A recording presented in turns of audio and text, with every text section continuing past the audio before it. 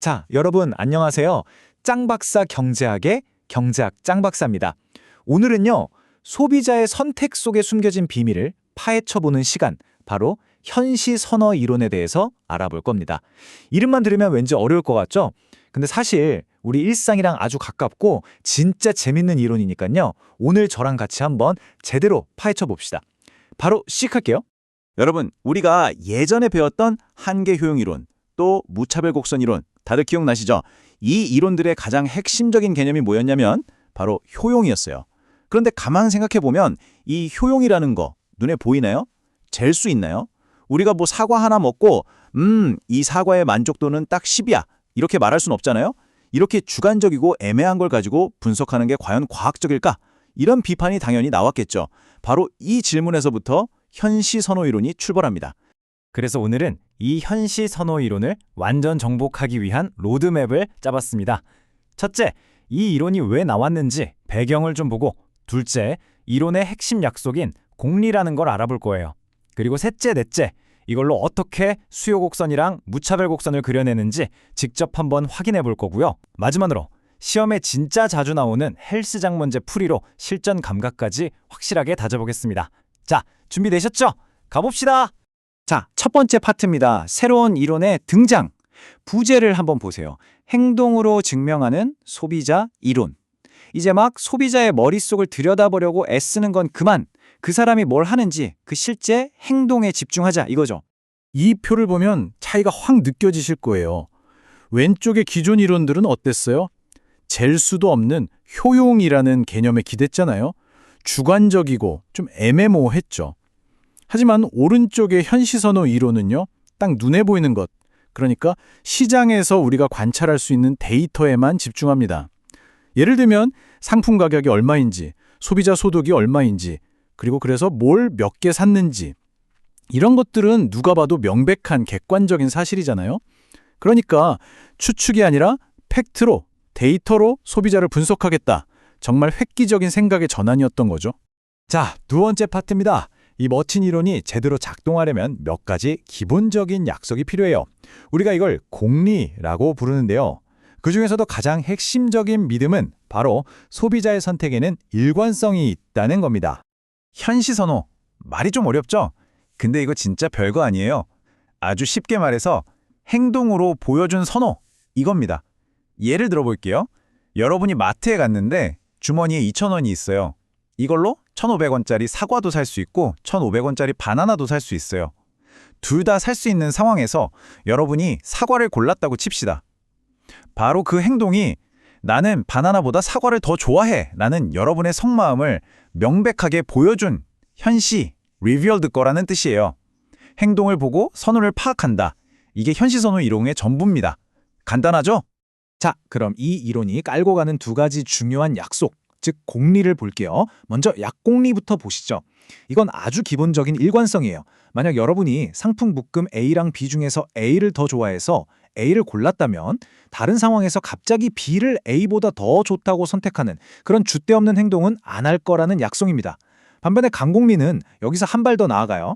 만약 A를 B보다 선호하고 또 B는 C보다 선호한다면 그럼 당연히 A를 C보다 선호할 거다. 이런 논리적인 이행성까지 포함하는 개념이에요. 그러니까 더 강력한 조건이겠죠. 그래서 강공리가 성립하면 약공리는 당연히 성립하는 거고요. 하지만 그 반대는 아닐 수도 있다는 점, 이건 시험에 잘 나오니까 꼭 기억해 두세요. 자, 이제 이론을 배웠으니 실제로 써먹어 봐야죠. 이 현시선호 이론이라는 도구로 경제학의 알파이자 오메가인 수요곡선을 어떻게 그려내는지 한번 같이 보겠습니다. 핵심은 아주 간단해요. 가격이 변하면 우리의 선택도 변한다는 거죠. 화면에 있는 그래프 같이 한번 보시죠. 가로축은 X제, 세로축은 Y제 수량이고요. 저기 보이는 선분 AB가 바로 예산선입니다. 내 소득과 상품 가격을 고려했을 때 내가 살 수 있는 모든 조합들이죠. 자, 이 수많은 선택지 중에서 이 소비자는 점 2를 딱 골랐어요. 이 행동이 뭘 의미한다고요? 그렇죠. 바로 예산선 AB 위에 있는 다른 모든 점들, 그리고 그 안쪽에 있는 모든 점들보다 나는 이가 제일 좋다라는 걸 스스로 행동으로 보여준 겁니다. 그런데 상황이 바뀌었어요. 다른 건 다 그대로인데 X제 가격만 뚝 떨어졌습니다. 그럼 어떻게 될까요? 똑같은 돈으로 X제를 훨씬 더 많이 살 수 있게 되니까 예산선이 바깥쪽으로 휙 회전해서 A씨가 됐습니다. 이제 소비자가 선택할 수 있는 영역이 훨씬 더 넓어진 게 보이시죠? 그럼 이 소비자는 이 넓어진 새로운 선택 영역 안에서 예를 들어 이파임 같은 새로운 점을 선택하겠죠. 여기서 제일 중요한 게 뭘까요? 새로운 선택점은 원래 선택했던 E보다 반드시 오른쪽에 있다는 거예요. 이게 뭘 의미할까요? 바로 XJ 소비량이 이전보다 늘어났다는 거죠. 보세요. 가격이 하락하면 수요량이 증가한다는 그 유명한 수요의 법칙이 소비자의 마음을 들여다보지 않고도 오직 관찰만으로 증명된 겁니다. 대단하죠? 이번엔 한술 더 떠서 보이지도 않던 그 무차별 곡선을 그려내는 마법 같은 걸 보여드릴게요. 소비자한테 만족도가 몇 점이세요? 이렇게 묻지 않고도 오직 그 사람의 선택을 관찰하는 것만으로 선호의 경계선을 찾아내는 겁니다. 자, 이 과정을 저랑 같이 차근차근 따라와 보세요. 스텝 1. 소비자가 처음에는 예산선 AB 위에서 점 1을 선택했어요. 스텝 2. 그런데 예산선이 A'BB로 바뀌니까 이번엔 점 F를 선택했습니다. 스텝 3. 자, 여기서 집중! 새로운 예산선 A'BB를 보면요. F뿐만 아니라 원래 선택했던 E도 살 수 있었어요. 그쵸? 그런데도 F를 골랐다는 건 무슨 뜻일까요? 맞습니다. F가 E보다 직접 현시 선호되었다. 즉, F를 더 좋아한다는 뜻이에요. 스텝 4. 그럼 결론이 나오죠. F가 E보다 더 좋으니까 E랑 똑같은 만족을 주는 점들을 이은 선, 즉 무차별 곡선은 당연히 F보다 아래쪽에 그려져야겠죠? 이런 관찰을 계속 반복하다 보면 우리는 보이지 않는 무차별 곡선의 위치를 퍼즐 맞추듯이 하나씩 알아낼 수 있게 되는 겁니다. 자, 이제 대망의 마지막 파트입니다. 이론만 배우면 재미없잖아요. 실제 시험에 나올 법한 문제를 통해서 현시 선호 이론을 우리 걸로 완벽하게 만들어 봅시다. 아주 유명한 헬스장 문제입니다.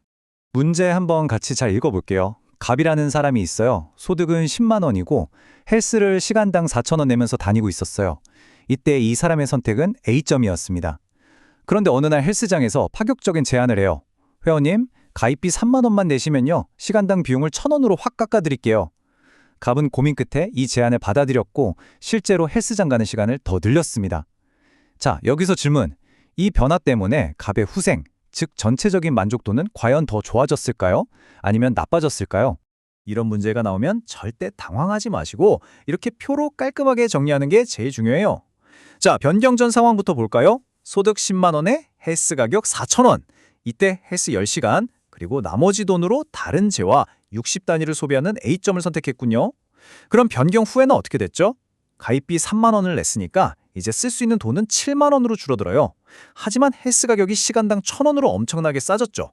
그리고 헬스 이용을 더 많이 하는 B점을 선택했습니다. 이제 이걸 그래프로 그려서 분석해보면 답이 바로 보입니다. 자, 먼저 변경 전 예산선 M1이에요. 소득 10만 원으로 시간당 4,000원짜리 헬스만 하면 최대 25시간 할 수 있죠. 세로축의 Y제 절편은 100이고요.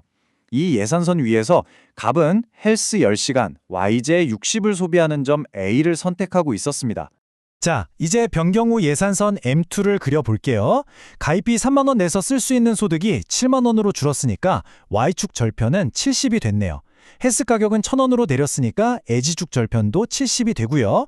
갑은 이 새로운 예산선 M2 위에서 B라는 점을 선택했습니다. 자, 여기서 제일 중요한 질문. 바뀐 다음에도 원래 샀던 A를 살 수 있었을까? 계산 한번 해볼까요? 변경 후 가격으로 점 A, 즉 헬스 10시간과 YJ 60을 사려면 얼마가 들죠? 헬스 10시간에 만원, YJ 60에 6만원, 딱 7만원이 드네요. 변경 후 소득이 7만 원이었으니까 정확히 살 수 있었네요. 그런데도 갑은 A를 안 사고 B를 샀어요. 이게 뭘 의미한다고요? 그렇죠. B가 A보다 현시 선호되었다는 명백한 증거입니다. 네, 결론은 아주 명확합니다. 더 선호하는 점으로 옮겨갔으니까 갑의 후생은 명백하게 증가한 겁니다. 우리는 갑한테 기분 어때요? 더 행복하세요? 라고 묻지도 않고 오직 그의 선택 행동을 관찰하는 것만으로 그의 후생이 더 나아졌다는 객관적인 결론을 내린 거예요. 이게 바로 현시 선호 이론의 진짜 강력함입니다. 오늘 내용 어떠셨나요?